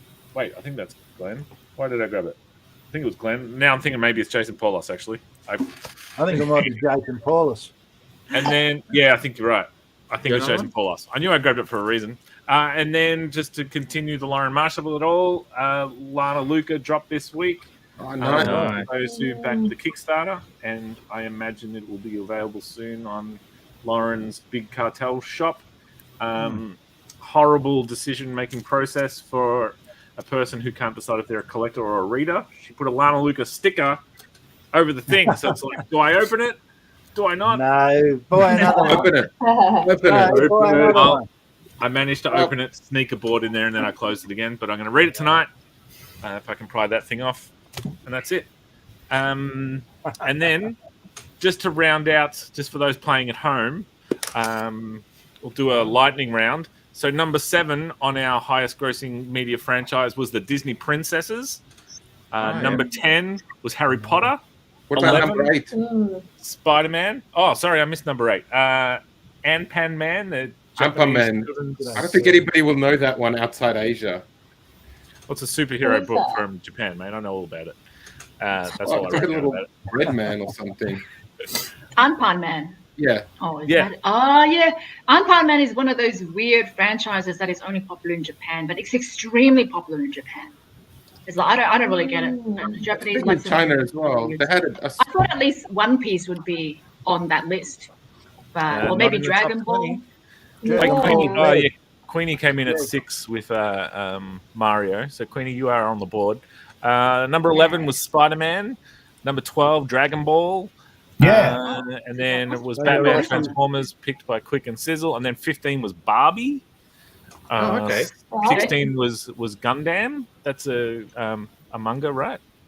A Oh, Gundam is like the oh my god! It's basically it is a anime series, but let me just say that it's more. It's basically mecha. Okay, so it's basically giant robots. Transformers, it's probably comes from that. Super will love it. Gundam is, but to be honest, what Gundam is basically a lot of model kits. And very entire country in the number of Gundam model kits out there. People building their own little robots. Even I had a go at one of that. It was very popular for a time. But I really sucked at building these like plastic models. So not to be confused with the Gungans. Misa Gungan. Oh, look, Quick's got one. Wow, Yeah, look at you. little, Doraemon Gundam. Oh, that's so cute. Model. Oh, that's neat. Well Number done, 17. This one's pretty random. Call of Duty. really? 18. Toy Story. okay. 19. Cars. Just cars in general. And then number 20. Lord of the Rings. Oh, One Yeah, ring but to the rule Disney them all. Princesses is kind of like it's a bit of a cop out because they're not together. It's their own thing. Like I wouldn't have Cinderella and Princess Frog in the same universe. Yeah. And then Merchandising wise, they are in the same universe though. Disney princesses make their money off all these princess themed clothing and that kind of stuff. That merchandise they can get. Yes. There's a crap ton of money in that. Yep. Now, just because it's slightly connected and it was part of it, Mario is the number 1 selling game of all time. What do you reckon is number 2? Tetris. Not going around the room. Just what? Who said that? Me, Tetris. I'm not cheating this time around. Is that real? You know what you are, Alex? You're that piece that comes out that's like the 2 bits like that, and you can never know where to put it. You know, Nick May, he's the long straight bit. He's the bit that you're just like, yeah, he's the one. I like to be the square one because I'm fat. Nick May, we have to get out here because Nick May is slowly dying of COVID. So, hey, there he is. When you rotate it the wrong way at the last second, and yeah. But I'm surprised that Tetris isn't first. I thought Tetris would have been one. I'm surprised Mario is. Which one was it? The Super Mario, the SNES one, or the NES? Mario Family. Oh, this is a franchise. Okay, well, yeah. It's a me. Yeah. I do remember Nintendo tends to package Mario games with all their console sales, and so that kind of even if you don't buy a Mario game, that kind of counts as a sale as well. So that's part of the reason why Mario is so popular. You buy a Nintendo console, you just automatically get a Mario game. But they made an exception for the Game Boy because that came with Tetris. Yeah, that was how Nintendo sold the Game Boy. It was basically this Tetris machine. Oh, apart from being a Pokemon machine, of course.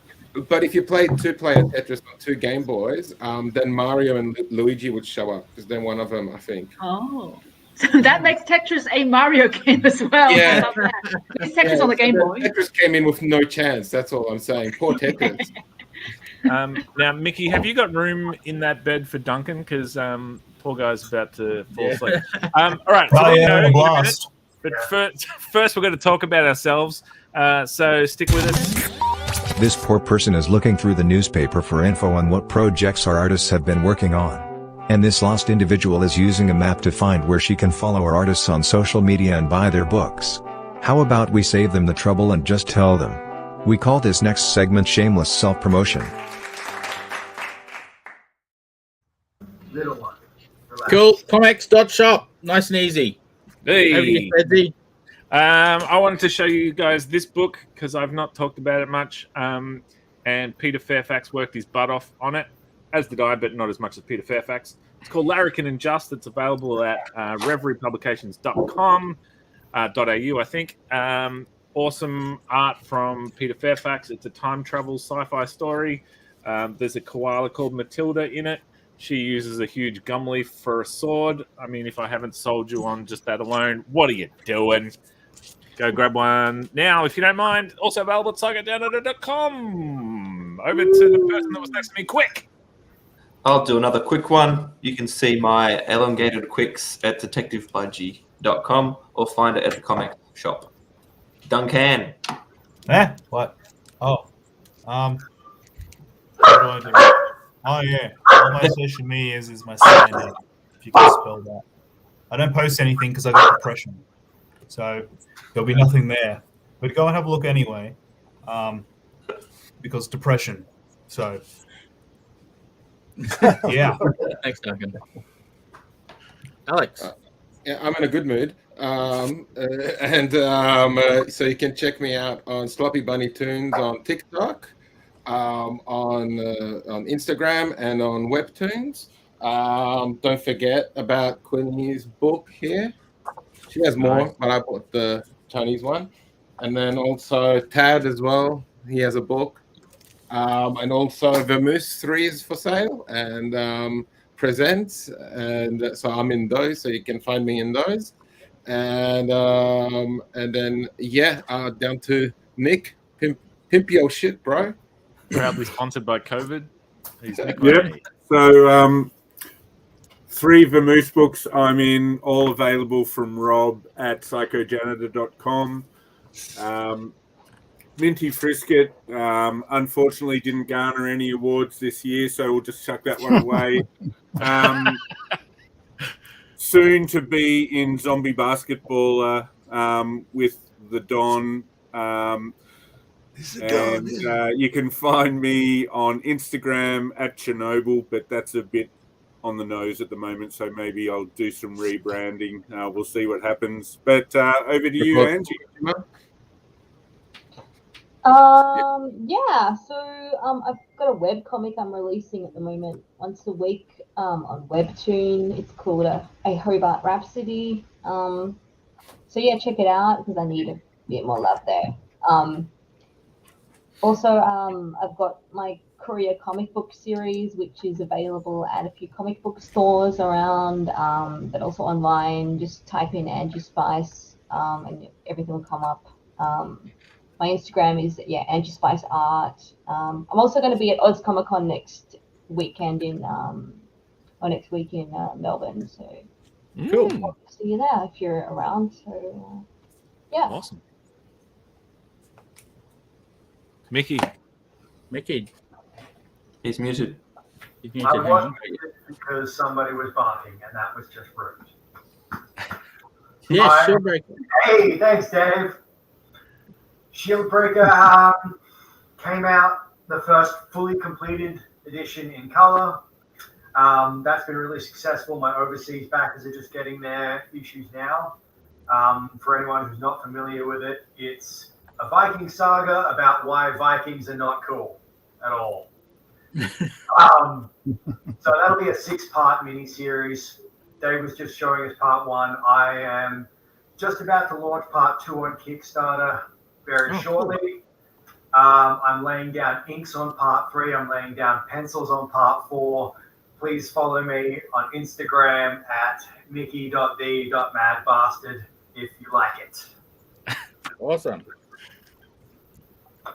Mr. Di, Princess Di. I've got some books in ComX shop, and I've also my books are available in Owner Indie if you get across there. I'm still working on my story about Beowulf and Grendel. Cool. The page I sort of half finished last week. You saw that one. That's the next one. Awesome. Cool. Wow, Dave. That's beautiful. And next one. Oh no.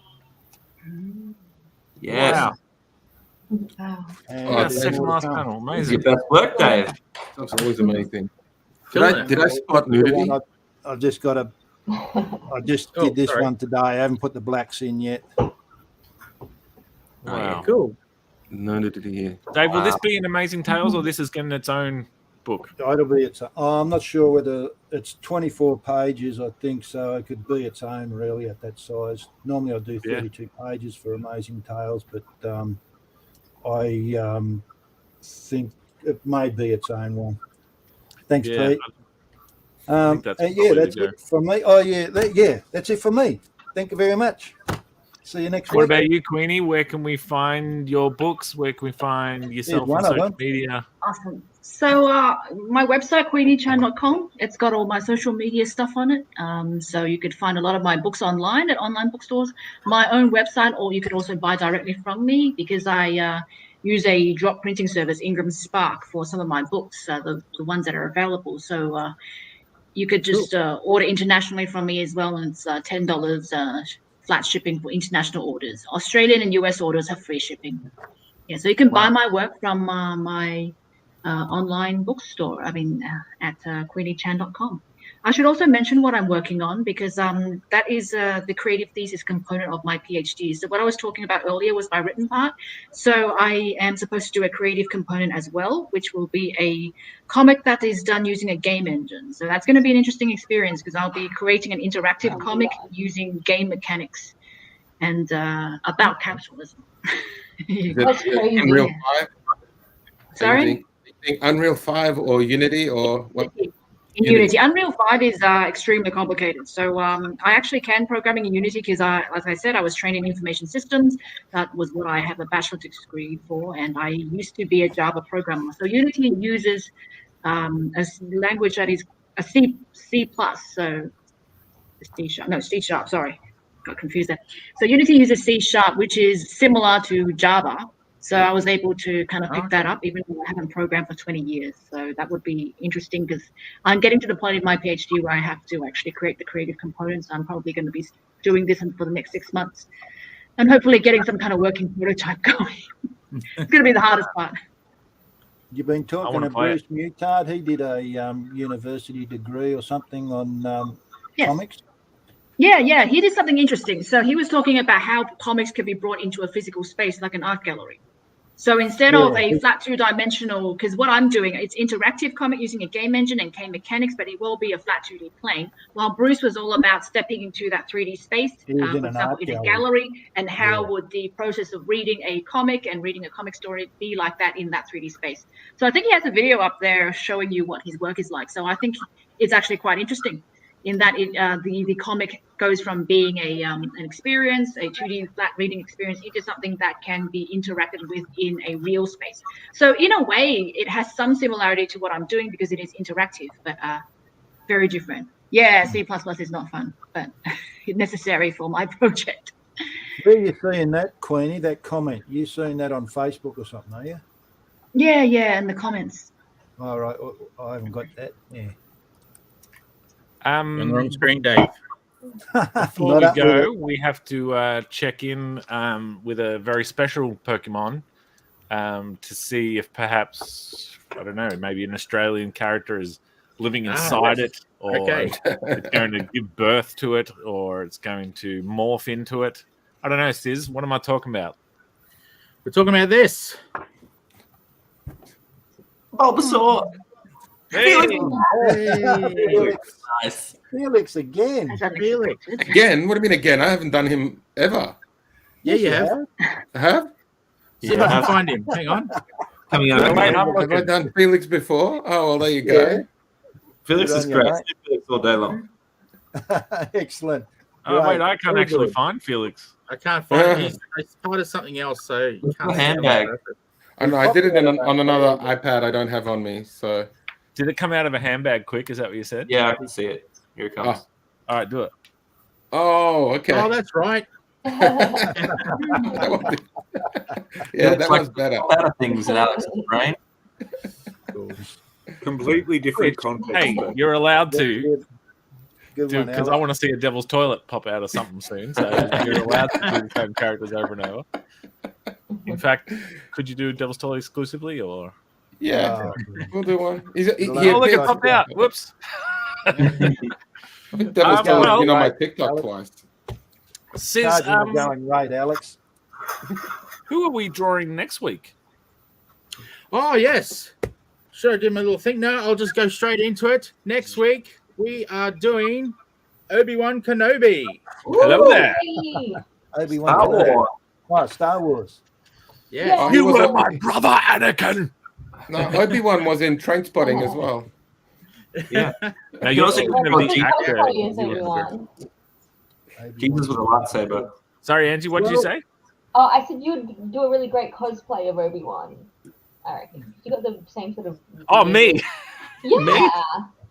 I thought you said you first, and I was like, come on the show as Obi-Wan. That would be amazing. Who wants to come on the show with Obi-Wan? Yeah. You were my brother, Anakin. Anyway. You look like that desert thing, Nick. You look like, I don't know, whatever. Yeah, there you go. Oh, I thought you meant he looks like a Starlight pit, but anyway. All right, well, when I start insulting the guests, that's you know it's pretty much time to leave. So that's been our show. Tune in next week for some more good times. Good Mario merch. Oh, sorry. Can Yeah. I just quickly chip in there? I just forgot to say earlier that next weekend I'll be at Melbourne Oz Comic Con as well as a guest. So maybe I'll see Angie there. So will Angie. If you're going to Melbourne Oz Comic Con, please drop by and say hi. Weekend after that, I'm going to be at Sydney Supernova and at Perth Supernova as well. So that's my June's going to be very busy. So if anyone's going to be at Melbourne Oz Comic Con or Sydney Supernova or Perth Supernova, please come by and say hi. Yeah. I'll see you at Supernova. Yeah, that would be awesome. Just to tie it back to Pokemon, I'm going to capture both Queenie and Angie and make them fight. So tune in. At Go the, to Oz Comic Con Melbourne to see me and Angie fight. Now Angie is a UFC enthusiast, Queenie. I don't know if so she. Yeah, I'll probably probably lose in a fight with Angie. So. I don't know. I wouldn't want to hurt you. at the Melbourne Yeah, take bets, Comic-Con, people. there's This is going to the be worst pre-fight Queen- banter ever. Queenie and Angie. Katie Hollywood's going to be there, who was on a couple of weeks ago. Yep. Matt Time, who was on the show, he You was fight there those as a guys. special guest. And also Dean Rankin. They've all been on the show. So get along and see them.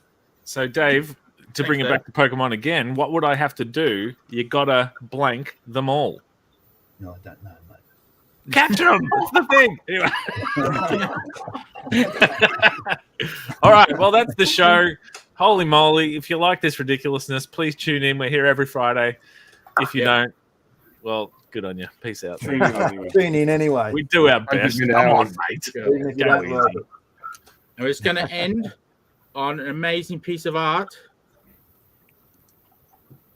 There No, you yes, go. you are. Look at that. Sizzle, Well done, Sis. I thought the amazing art was just you for a sec. You just zoomed in. I thought we were going to see Very the Skyway sarcastic, movie. amazing. Very sarcastic, amazing. You're amazing to me, mate. More of Oh, that thank after the show. So Queenie, hang around. We chat for a few minutes Chat afterwards. afterwards, yep. Sure. And yeah, thank you very much. We'll catch you next week. Bye. Here we are. Bye-bye. Hang on. Let's scroll back down to the outro. Press the button. Sizzle. The show has died. It is dead. But in 1 week, like a phoenix, it will rise again. So stop the crying at once. Instead, head to comx.shop and dry your tears on a copy of Amazing Tales by Dave Dye. The Devil's Toilet by Spedsy. ComX Presents featuring Ed Kearsley, Tony Menzie, Duncan Pranavicius, Peter Wilson, Lee Chalker, Zach George, and so much more. The list is longer than this outro. See you next Friday for more drinking and drawing. Alright Sizzle, press the button. Sizzle. Don't make me come over there and butter your crumpet. Sizzle, doink the thing. I shouldn't have to scold you like this in front of your friends. Slap your honk on the thing. Sizzle, I can see your cupcakes. I mean, they look delicious. Are those sprinkles?